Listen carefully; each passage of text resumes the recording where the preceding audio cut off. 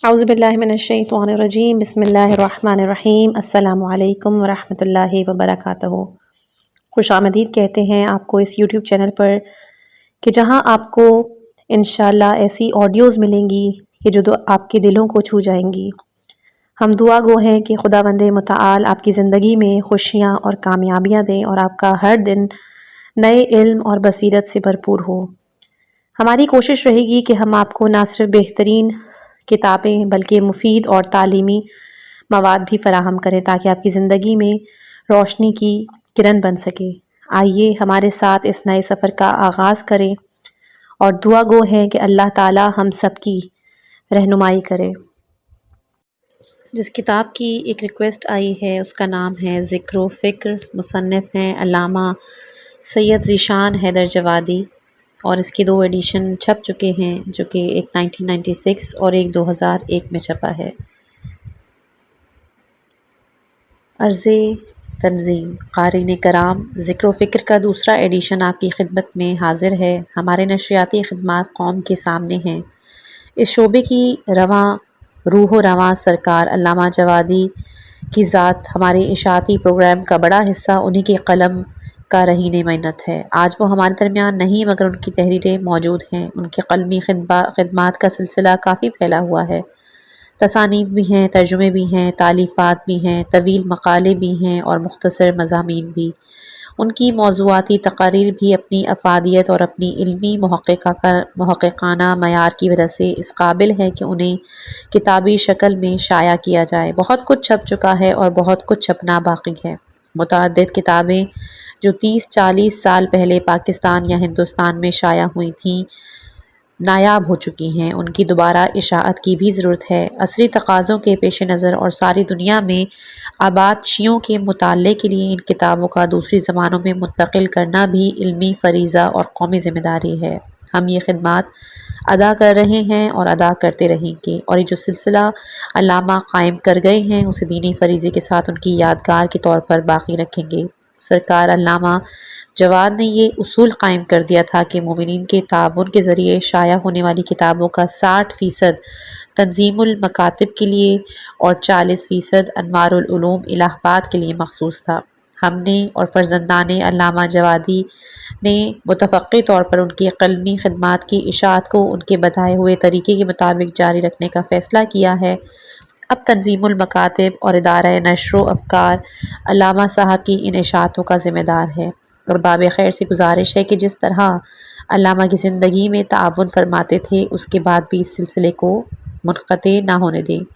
زیر نظر کتاب کا ایڈیشن ختم ہو چکا ہے اور قوم کی ضرورت باقی ہے، اس لیے دوبارہ شائع کی جا رہی ہے کیونکہ اس کی مقبولیت اور اس کی افادیت کی دلیل ہے۔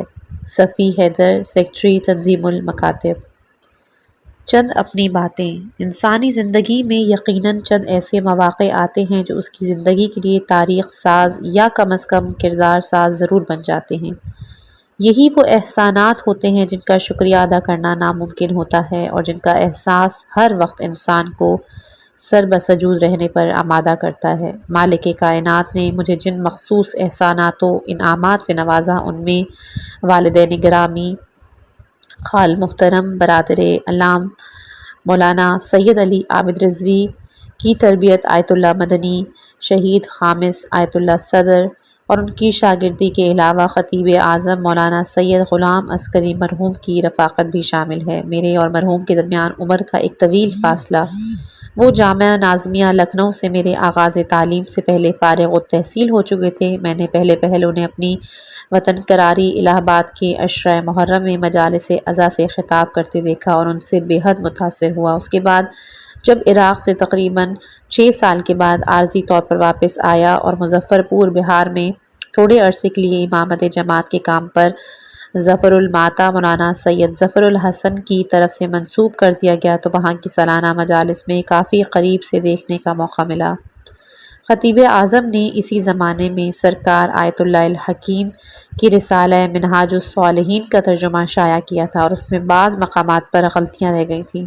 میں نے نجف اشرف کے ماحول کی عادت اور ہندوستانی تہذیب سے بے خبری کی بنیاد پر نہایت درجہ بے باکی سے اپنے اعتراضات کا ذکر کر دیا۔ خیال یہی تھا کہ اس پر ایک شدید رد عمل ہوگا اور بہت ممکن ہے کہ مجلس میں بھی حقیر کا ذکر خیر ہو جائے یا شاید کوئی اشرا میری ہی نظر ہو جائے، لیکن حیرت انگیز بات یہ تھی کہ مرحوم نے نہایت درجہ اعتراضات کا استقبال کیا، بلکہ غلطیوں کا بلا توجیہ و تاویل اعتراف کر کے حقیر کو نظر ثانی کا حکم دے دیا تاکہ اگر کوئی دوسری غلطی بھی رہ گئی ہے تو اس کی بھی اصلاح کر دی جائے۔ اس واقعے نے حقیر کو اس قدر متاثر کیا کہ میں لاشعوری طور پر مرحوم سے قریب تر ہوتا چلا گیا۔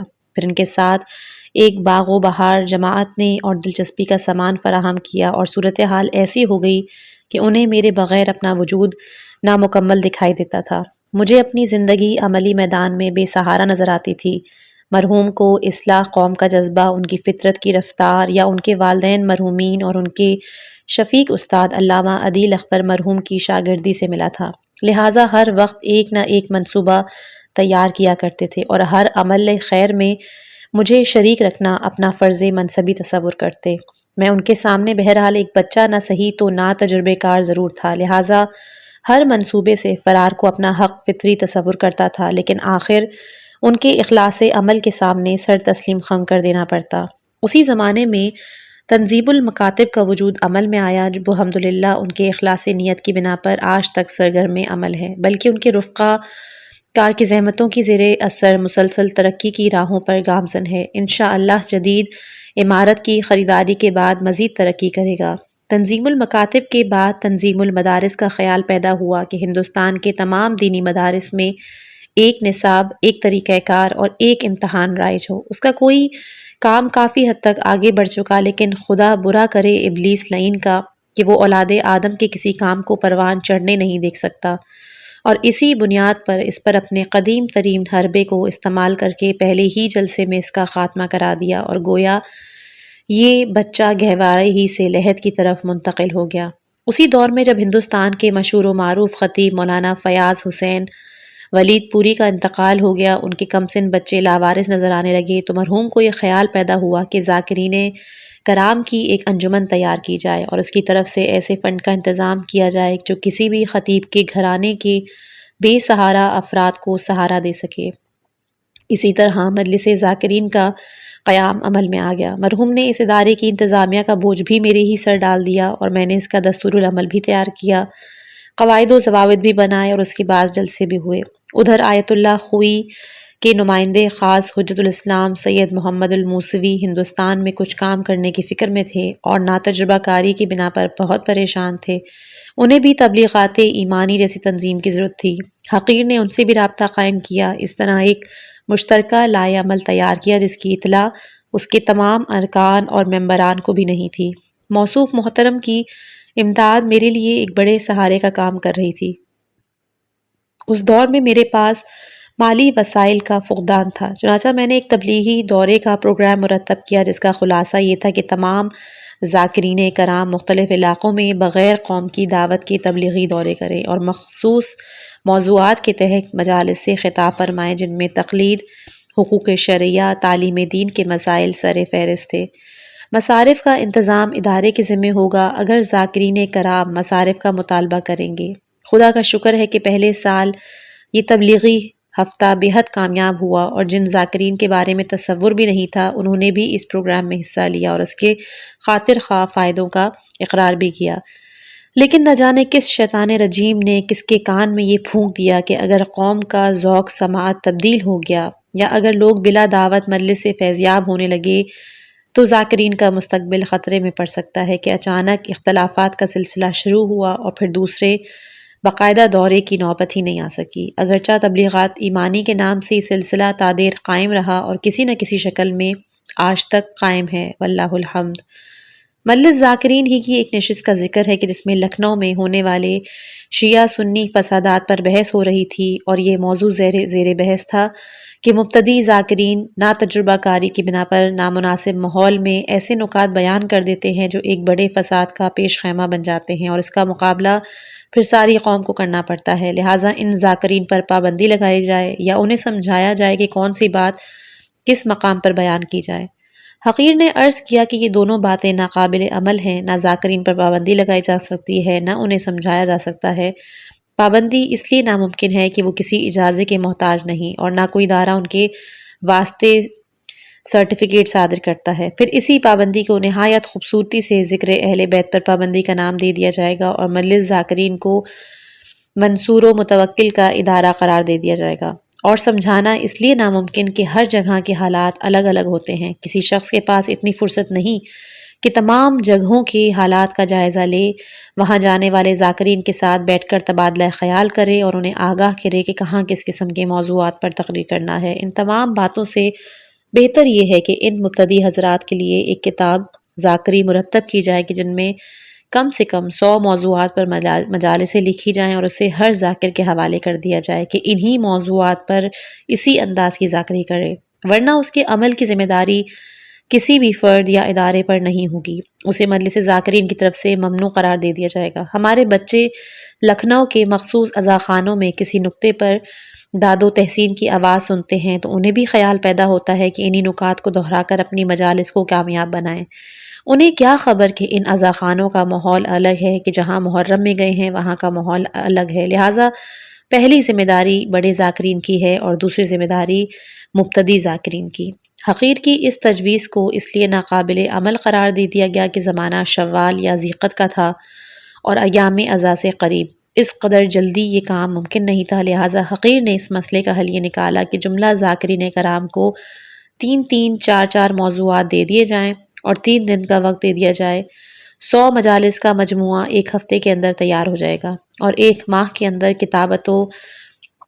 کتابت کے مراحل بھی طے ہو جائیں گے اور ایک تعمیری کام منظر عام پر آ جائے گا۔ اسباب کی وضاحت سے قطع نظر یہ تجویز ایک احمقانہ تجویز قرار پائی اور رائے عامہ سے محروم ہو گئی، لیکن حقیر نے اس منصوبے کو اپنی زندگی کا ایک اہم ترین منصوبہ قرار دیا اور مسلسل اسی فکر میں رہا کہ جس کے اثر مجالس کی متعدد کتابیں منظر عام پر آئیں، الحمدللہ مختلف ممالک میں قبول بھی ہوئیں اور مبتدی حضرات نے ان سے فائدہ بھی حاصل کیا۔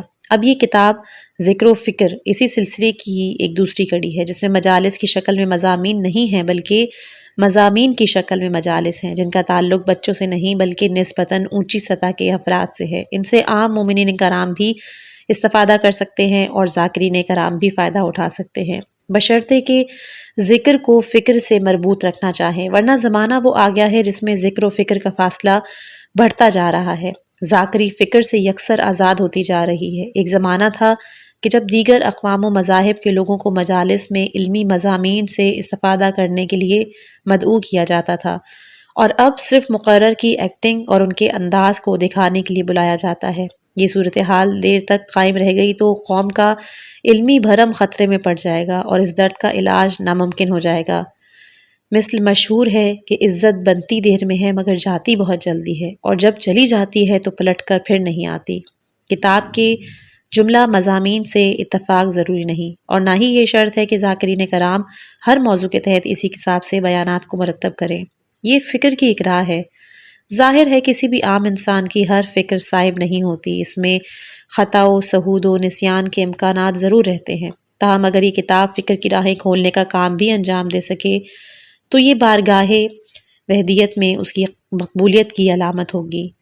واضح رہے کہ اس سلسلے کی پہلی کڑی ہے، اس کے بعد دوسری جلدوں کے امکانات بھی پائے جاتے ہیں، لیکن ان کے لیے وقت کا انتظار کرنا پڑے گا، اس لیے کہ سردست حقیر اپنے قدیم منصوبے کو بروئے کار لانے کے لیے شرح نہج البلاغہ کا کام شروع کر رہا ہے، اور ناظرین کرام سے سفارش ہے کہ اس منصوبے کی کامیابی کے لیے خصوصی دعائیں فرمائے کہ کام بڑا ہے اور آدمی چھوٹا، پھر بھی پروردگار توفیق دے تو ہر کام آسان سے، خصوصاً مشکل کشا کی راہ میں انجام پانے والا کوئی کام مشکل نہیں۔ ان کا عرفان مشکل ہے لیکن ان کی امداد مشکل نہیں۔ وآخر الدعوانا ان الحمد للہ رب العالمین والصلاة والسلام علی محمد وآلہ الطاہرین۔ جوادی، 5 اپریل سن 1996۔ انشاءاللہ اس کا حصہ اول کے جو عقائد سے متعلق ہے وہ ہم اس کی اگلی ویڈیو میں پیش کریں گے۔ مجھ حقیر کو اپنی خاص دعاؤں میں